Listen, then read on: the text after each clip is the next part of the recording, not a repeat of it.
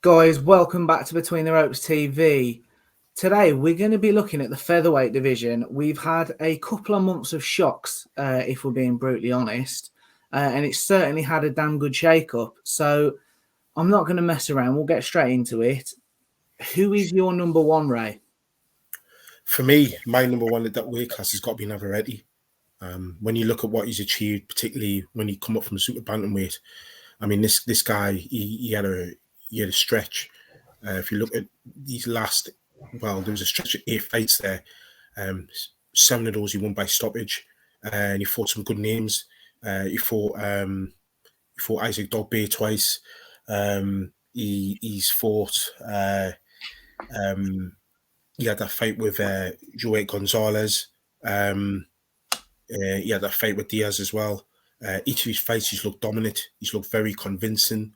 And he's carried his power up as well, which is, I've always said that if you're looking at moving up in weight, the two things you want to be doing well are having a great skill set and having great power.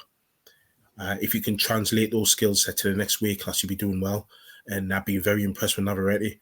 In fact, in my opinion, any unifications involving him, I'll be tipping him to come out on top. It's an interesting division, the featherweight division, because it's quite open, really. We don't know what's happening with Leo Santa Cruz, and we've got a big fight coming up, no doubt we'll mention. So yeah, for me, Navarrete, I just can't look past him at the moment. Just quickly before I get Ben's top dog, obviously you are bang on as well. I think we'd all agree on you've got to carry the power with you. Do you think he could go up to super feather? Obviously, I'm just thinking, there's some big names at super feather. We could potentially get him in the UK if he could. Yeah, there are some big names there, and it would be a good fight to see between him and Shakur Stevenson. At that weight class, Shakur Stevenson's got the skill set. He's got the power, the aggression. That'd be a very interesting fight. There's plenty of other fights. I don't how successfully will it be there. There's got to be a weight limit for everybody. There's got to be a point where your opponents are too big and the weight carries or the weight increase is just too much. I mean, these extra 4 pounds, that is what the increase will be, can make a whole lot of a difference. I think he's got enough there. I think he could be successful.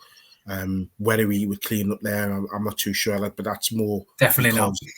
There's quite there's quite a good talent in that weight class, and if Shakur stays there, I can't see anyone beating him. It doesn't mean to say that Navarrete can't be successful. Sometimes it's about there's other dogs in that cage. No, I know what you're saying. I don't disagree, to be fair. So I'm going to move on. Ben, I want your top dog. Right, so I've gone Josh Warrington. And I know what you're going to say, but if he can come back in his next fight against Martinez, which, to be honest, I think he's going to win that one. I think fairly easily. I wasn't too impressed with Martinez against Galahad. He just had those 2 big right hands, didn't he? And to me, that's all he had. But if Warrington can find that form he had before the 2 Lara fights, then he's world class. His work rate's brilliant. He's got the crowd back. And he just needs to shake that off. Lara's his bogeyman. Who else loses, then draws, and then gets a world title shot? And I just think that for me, he is top dog if it's that form. Though, unfortunately, there's an if to it. But let me just touch on something Ray said. Leo Santa Cruz is not a featherweight. When you've not fought at featherweight for 3 years, I'm not having him in this list because it is ridiculous that he's still got that belt. Yeah, but I guess that's not. Unfortunately, that's out of our hands. He shouldn't be, though. No, he shouldn't be. He shouldn't be. But I guess the WBA need to make their mind up, and if that's the case, they quickly need to give Lee Wood the full title for the WBA. Well, I'm going to go 2 things here. Number one, I totally agree. Lee Wood's been, same as Kanju was. In fairness, Lee Wood's been robbed. He should have the super title, just be the full WBA champion. And in the same respect, Michael Conlon deserves to fight for the full title. Ben, you're right, when he's not fought for 3 years at featherweight, while I do think that's his natural weight class, when based off performances when he's moved around, it's a valid point. He shouldn't be in this list. But Ben, on Josh Warrington, Kiko Martinez, I agree with you on Warrington. And I agree on the if. It's how big the if is. Can he get that form back? but I've got a really dodgy feeling Martinez is just. I think Martinez might stop him because the thing is, as you said, Warrington's work rate is fantastic, but he's got when you're undefeated, it's a different mindset, isn't it? And he didn't exactly get the chance with the cuts and the stoppages at Headingley in September to avenge it. So he's not exercised those demons yet. This is the issue. And I do think, as we saw with Kiko Martinez, his power, and it's the last thing to go. So we can talk about his age all we want, but it's the last thing to go. And as Kid Galahad found out, it's not left him yet. And I just think while he's in there, he is still dangerous. I think a lot of fighters have shown how to beat Martinez, though. I think that's the thing. You look at the people who've beat him, and people have shown the way. And I think with Warrington, it wasn't the one shot that stopped him. It was the flurry of punches. He just was not fit for that first fight, and he couldn't handle the speed. And for me, the speed is something Martinez doesn't have. And I think Warrington will stop him. So what's Warrington's plan B then? Because from what I've seen from Josh Warrington, that's for me my biggest question he needs to answer. He just doesn't have a plan B. I think if you're going to win the fight with your plan A, you don't need the plan B. And I think that's the way he goes. And for 30 fights, that served him well against some top fighters as well. Carl Frampton, Kid Galahad. And I just think we don't know what his plan B is, but surely he's gone to the gym now to work one out because of those last two fights, because he's got to start afresh. But so I thought the Kid Galahad fight with Josh Warrington, I wasn't the only one thinking. I thought Josh Warrington was, I don't want to say it was a hometown decision, but I think he was quite fortunate to actually get that nod. I don't know what you guys think on that. That one, I had Warrington winning it, but it could have gone either way. It was close.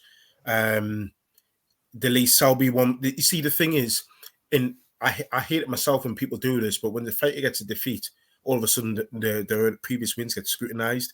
So you look closely at Lee Selby, and it's like Lee Selby was drained at the weight. Carl Frampton was coming to the end. Kid Galahad could have went either way. He's had some very impressive wins. These are still names on his record. And at one point, he was the number one ranked featherweight in some people's opinion, not in mine, but in some people's opinion. There's very few people that can match him for his work rate. But in my opinion, there's still questions that need to be answered. And the way it was going, it was difficult with a Lara fight. I mean, it didn't go very far to ascertain who would have got the upper hand. In my opinion, Lara looked as though he was getting the upper hand before the clash kind of happened. But I'd like to see Warrington come back simply because that makes some mouth-watering fights in the future. But, we'll have to see. I agree with Ben. He should have enough to get rid of Martinez. But how emphatic that win is, I don't know, because he's still a tough cook. He's still there. He reminds me a little bit like a Gabe Rosado, but of the lower weight classes. He's had lots of losses, yes, but you can't even write him off because he's that tough. He's that resilient. Yeah, like Derek Chisora. Oh. Yeah, basically. It just never goes away. You're just teasing me at this point. So we'll move it on slightly because there are some other names. Very quickly, Mark Magsayo obviously just beat Gary Russell. There are, in fairness, we do have to say Russell's injury, talk of the weight. He obviously had to crash half a pound, didn't he, just as the weigh-in was unfolding. But Mark Magsayo, I'm impressed with him. I questioned on our reaction to it yesterday's 12-round engine. But how far can he go? What do you guys think? We'll go to Ben first on this one. I think he can go far. I think there's still room to learn, isn't there? And I just think that was a big fight for him and he came out on top. It's where he goes next, isn't it? I do think him against Navarrete, that's a mouth-watering fight. That's one I'd really like to see. And then over here, I'd like Warrington, when he beats Martinez, to face the winner of Michael Conlon and Wood. And I think that's the way you want him to go. But I think he's a real talent. And I wouldn't write him off against Navarrete or anybody because he's got the fighting spirit. Ray? The one thing Mark Magsayo has got going for him is his size. He's absolutely huge. He looked massive in there against Gary Russell Jr. Clearly, he's a weight bully. How far can he go? I don't know. He's got a little bit of I saw a little bit of traits of Manny in there, the bobbing up and down on his toes. But he doesn't go in and out his range very effectively. And he was a little bit predictable, although clearly he was told to lead with the right hand he would go to the right hand to the head, and then he would go to the left of the body, and then come up with a right uppercut again to the head, and that was working for him all the time. I need to see more variation for him. But at the end of the day, he was a mandatory. His resume is not the best, but he came through, a very good opponent. Look, Gary Russell Jr., we can talk about his injury, but he's also one of the least active champions I've ever seen, since you're talking about Mayweather, but he just didn't have the caliber of Mayweather. He did all right in that fight. I wasn't overly impressed, because of those factors with Gary Russell. Let's see how he gets on in terms of his next fight, and if he's consistent enough. I'm only basing that, though, lads, on his last two performances where he really struggled with Seha and the lad before, and in fact one of them he got dropped. Yeah, so I'm a bit mindful. How consistent is he? Is he going to be one of these champions that I call Ruiz syndrome, where you become a champion, then all of a sudden the hard work stops? I need to see him improving a bit more, but so far so good.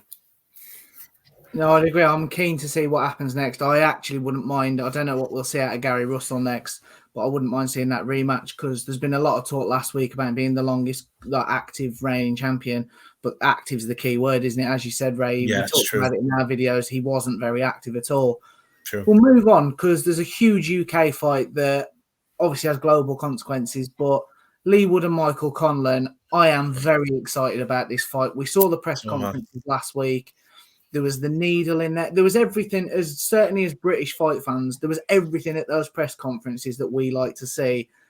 I've said it on social media. I'm backing Lee Wood. I think his power will just be too much. And as good as Michael Conlon is, you guys may shout me down, I don't think he's quite developed into the professional that I think we perhaps thought he would have.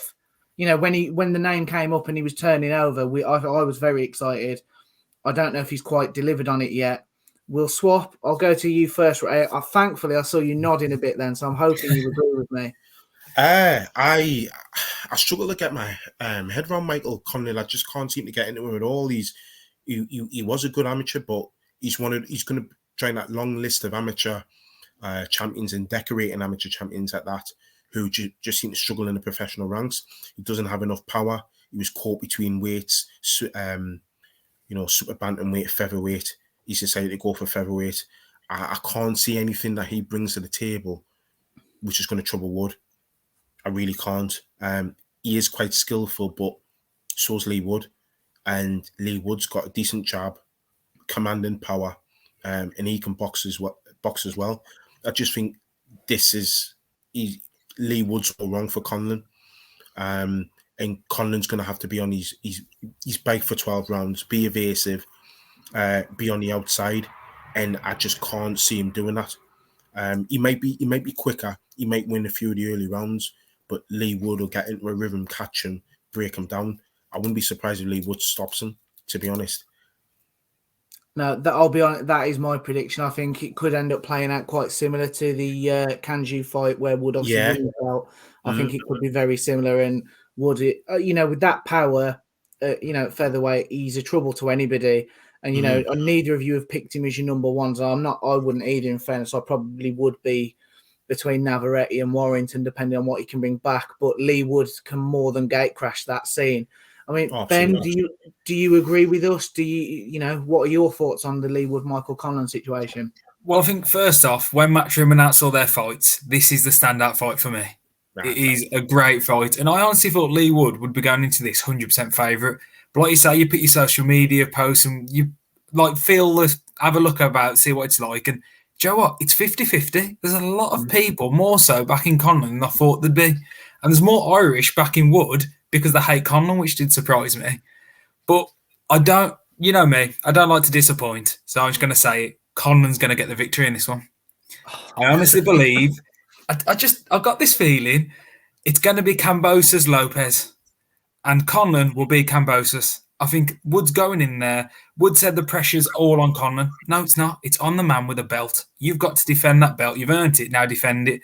But I do think Conlon, as Ray's already said, will have the Ruiz effect. I think he's going to go in. He's going to do the performance of his life. He'll win that belt, but I think he'll lose it next and you won't hear from him again. I think he's going to go, and he's going to be a good, strong performance. He'll use his speed, and I just think he'll read Wood. I think Wood is great, and that performance against Kanju was one of the performances of last year. But it was tailored to Kanju for me. He very much tailored it for that opponent. And I think that Conlon, he's nothing like him, and I think he'll use that to his benefit. And I do think there'll be a big upset. Do you not place any weight on the fact that it's in the Nottingham Arena? I do apologise to the people of Nottingham. I don't know what that's called these days. But do you even the people in Nottingham? That's true, actually. But Eddie Hearn said it himself. Lee Wood could have sold that arena out himself. That that army's going to be behind him. Look, I mean, I think back to Carl Froch, Lucien Boutte.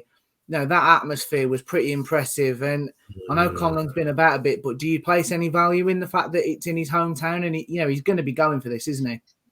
Sometimes that's not a good thing that it's in your hometown, because you're look at Lopez, the weight of the crowd behind him.